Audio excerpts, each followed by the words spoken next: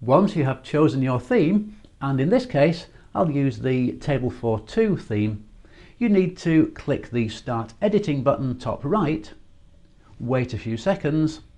You can close this window about choosing your domain because you can come back and set this up later. And now you'll see your Weebly dashboard from where you can start to build your pages. If you don't see this dashboard, just make sure that you've got the Build tab selected from the menu bar at the top of the page. If you don't select this, you won't be able to see all the build tools that you're going to need. The first set of tools are the ones that Weebly define as basic tools, which allow you to do simple page building tasks like adding headings, text boxes, pictures and contact forms.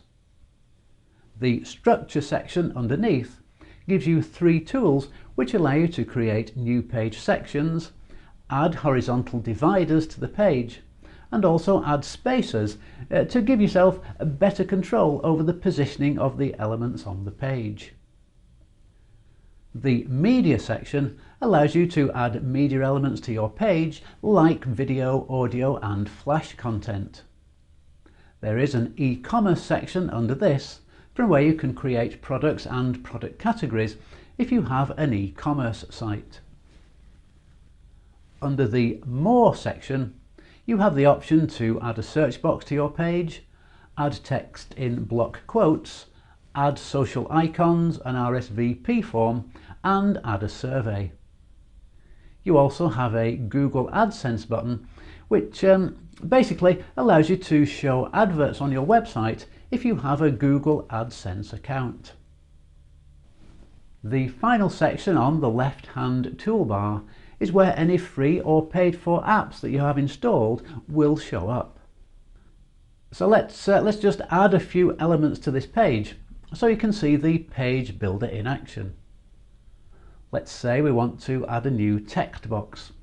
Watch out for the areas that are highlighted in blue, because this shows you where the element is going to be dropped.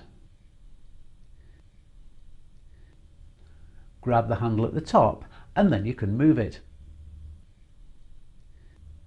The menu at the top allows you to format the text.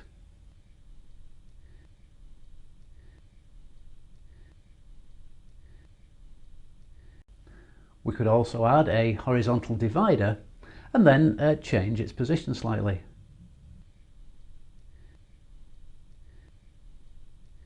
So hopefully that just gives you a good idea of how simple it is to build up pages using Weebly's page building tools.